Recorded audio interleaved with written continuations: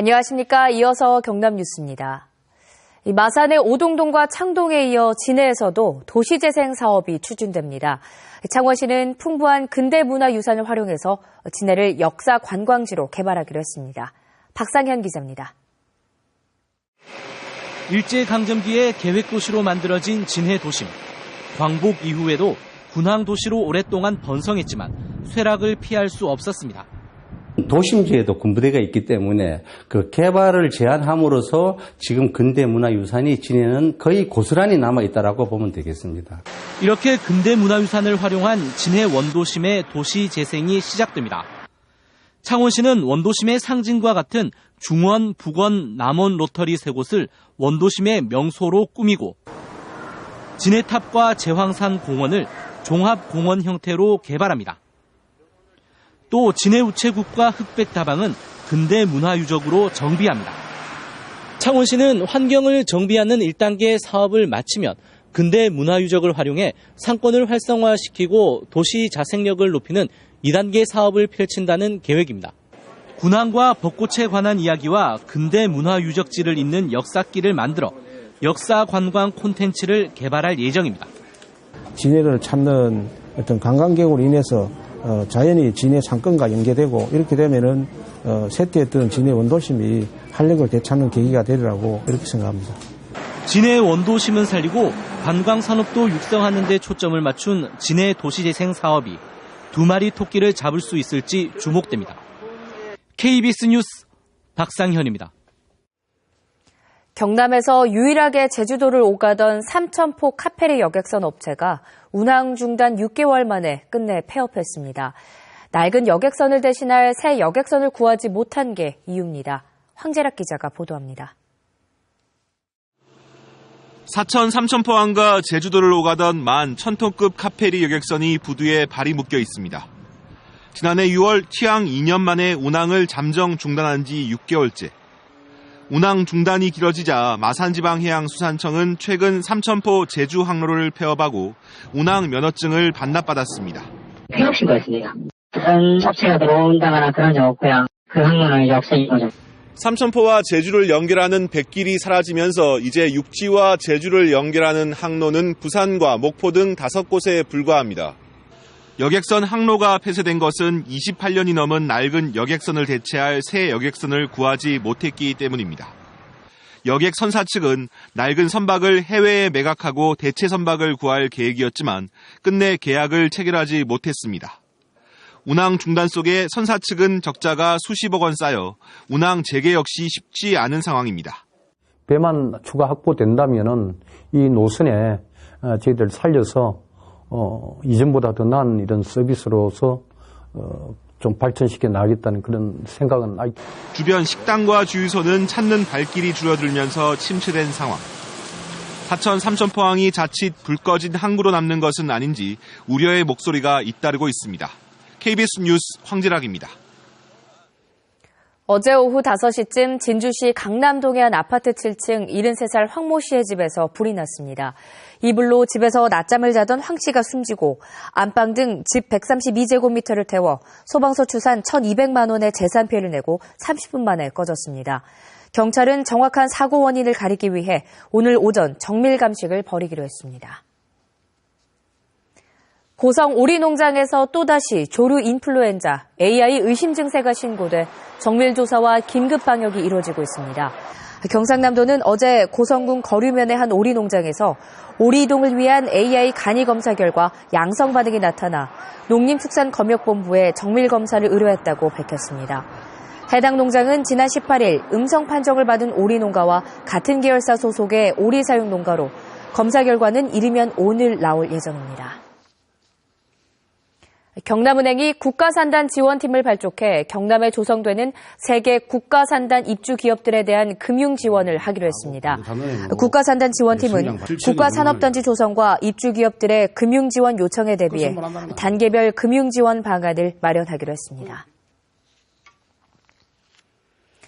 최근 잇따른 화재로 불안감이 커지고 있는 가운데 소방용품을 구매하려는 사람들이 늘고 있습니다. 하지만 막상 어떤 제품을 사고 또 어떻게 관리해야 하는지 아는 사람은 드뭅니다. 이준석 기자가 취재했습니다. 최근 아파트와 전통시장 등에서 대형 화재가 잇따랐습니다. 화재 때는 초기 대응이 필수. 이처럼 화재 공포 속에 소방용품을 찾는 사람이 늘고 있습니다. 소화기와 대피 장비만으로도 대형 사고를 막을 수 있어 안전에 대한 관심이 급증했기 때문입니다. 큰 사고가 일어날 때마다 실제로 소화기라든가 그다음에 안전용품에 대해서 피난 도구라든가 이런 쪽에 이제 관심 있는 분이. 실제로 부산의 한 대형마트에서는 지난해 같은 달과 비교해 소화기 판매량은 24%, 마스크는 22%나 증가했습니다. 이 아파트 9층에 사는 주부 박경진 씨도 집안의 소방설비 오작동을 대비해 소화기를 구입했습니다. 하지만 어떤 상황에서 사용해야 할지, 어떻게 관리해야 하는지 몰라 여전히 불안하기만 합니다. 실제로 그런 걸 어떻게 대비를 해야 되는지, 뭘 집에 구비를 해둬야 되는지 전혀 기본적인 이렇게 상식이라든지 교육이 없으니까. 이렇다 보니 많은 소방용품 중 어떤 제품을 구입해야 할지 모르는 경우도 많습니다. 급증하는 소방용품 수요에 비해 올바른 사용과 관리에 대한 교육이 뒷받침되지 못하기 때문입니다. 소방학교에 문의를 하시면 그 대피 방법을 교육받을 수도 있고요. 소방서에 문의하시면은 이런 기초 소방시설에 대한 자세한 사용 방법이나 그런 구매 방법도 안내해 드릴 수 있으니 적극 활용하시기 바랍니다. 소방용품을 가정에 두는 것 이상으로 시민 스스로 화재에 대응하려면 실질적인 소방교육과 훈련이 시급합니다. KBS 뉴스 이준석입니다.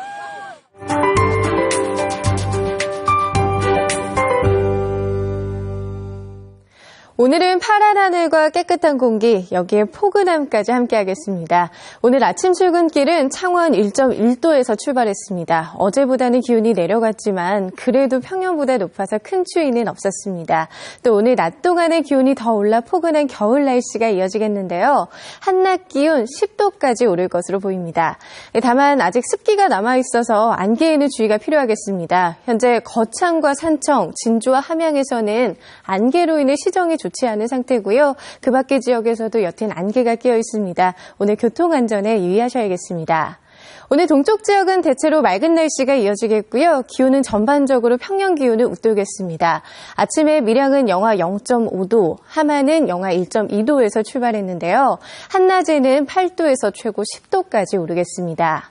서부 지역도 종일 청명한 하늘과 함께하겠습니다. 낮 기온은 크게 올라서 온화한 날씨를 보이겠는데요. 오늘 낮 최고 기온은 진주 9도, 사천 역시 9도가 예상됩니다.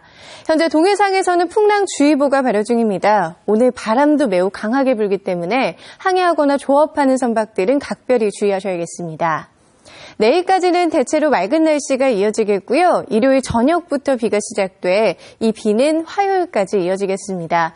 당분간 평년 기온을 웃돌면서 한낮에는 11도까지 기온이 오를 전망입니다. 기상경보였습니다. 다음은 저희 KBS 창원방송총국의 이웃돕기 성금을 보내주신 분들입니다. 하동군 횡천면 지리산 산초농장 한치복 대표와 직원 100만 원, 함안군 7원읍 용산경로당 20만 원, 의령군 유곡면 세간 1구 주민 16만 5천 원, 의령군 봉수면 정혁숙 씨가 15만 원을 보내주셨습니다. 창녕군 창녕읍 술정리 청년회 15만 원, 함안군 가야읍 함안체육관 이용자 14만 2,040원, 합천군 쌍백면 백역경로당 12만 원, 김해 한월중학교 학생들이 12만 원을 맡겨주셨습니다. 거제 라이온스클럽 10만 9,600원, 거창군 거창읍 장팔리 주민, 장팔 할아버지 경로회, 송정리 운정마을 주민들이 각각 10만 5천 원씩 보내주셨습니다.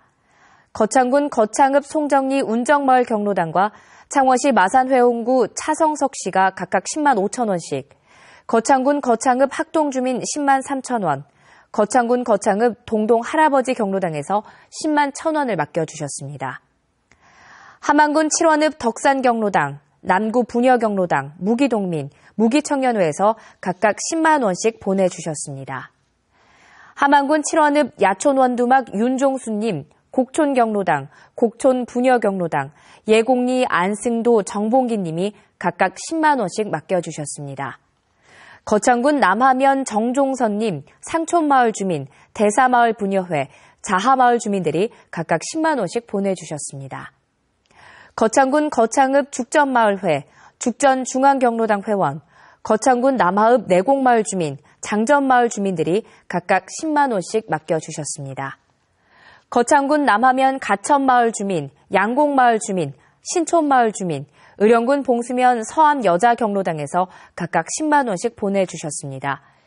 의령군 봉수면 천락경로당, 모두경로당, 서득경로당, 직급경로당에서 각각 10만 원씩 맡겨주셨습니다. 성금을 보내주신 분들께 감사드립니다. 경남 지역 초등학교에서 일제 진단평가와 중간 기말고사가 폐지됩니다.